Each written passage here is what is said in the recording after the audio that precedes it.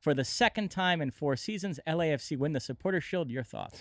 Congratulations, first off, to LAFC. It is an accomplishment. Is it the ultimate accomplishment in Major League Soccer? We know that it's not, and I think that there is some perspective on it, but it is absolutely worth celebrating. LAFC folks should celebrate this. Congratulations to the team. Congratulations to a first-year head coach when it comes to Major League Soccer and Steve Cherundolo. Congratulations to Joe Thorington out there. And keep in mind, remember we had Steve Cherundolo on the State of the Union at the very beginning of the year, and he was coming off let's be honest, a horrible year in Las Vegas. And again, Mosse, I say it with players, it applies sometimes with coaches too. Form is fallacy. This is a guy that was, let's be honest, horrible with Las Vegas, and then came, albeit he was given the keys to a very nice, fast, shiny car, an expensive car, but he still had to guide this team through, and ultimately has won Supporters' Shield. And he deserves a tremendous amount of credit. I think he will be in the running for Coach of the Year. I'm not sure he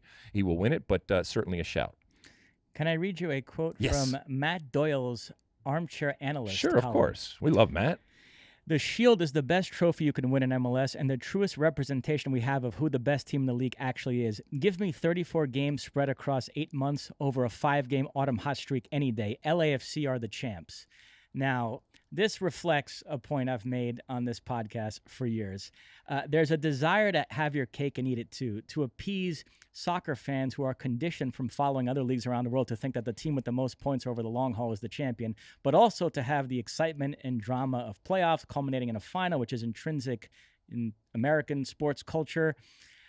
And so I've always said that it's created a somewhat odd dynamic. I don't think there's any other sports league in the world that crowns a champion at the end of the season, and yet you have people arguing that another trophy that another team won along the way is actually more significant. Whenever I've made that point, you've always said, no serious person actually thinks that. It's just bitter fans of teams that won the Shield and didn't win MLS Cup. Well, you can't get more serious than Matt Doyle. Oh, I'm not putting it past him to be bitter about things. We all are bitter about different things. I completely disagree. No, I don't disagree that it is not, that can't be used to justify an opinion that this is the best team in Major League Soccer. Okay, that's fine because you're looking at it over the long haul, and I understand that. But the most important thing is still Major League Soccer's MLS Cup. Okay, and nobody remembers who won the Supporters' Shield. The confetti and the song and the attention and the focus and the history is reserved for Major League Soccer's MLS Cup. I'm sorry, that's just the way that it is. And I'm sorry to burst your bubble there, Matt. You can say it as much as you want, and I actually appreciate and respect that you are saying it, especially given who you work for. But you're wrong. you're wrong in that it's more important, or that. Well, it's an opinion, but you think that it should be more important. It's not that we completely dismiss it. What I've always said is that when it comes to assessing teams in totality, those that are able to parlay their success in the regular season into success in the postseason, those, in my estimation, are even better.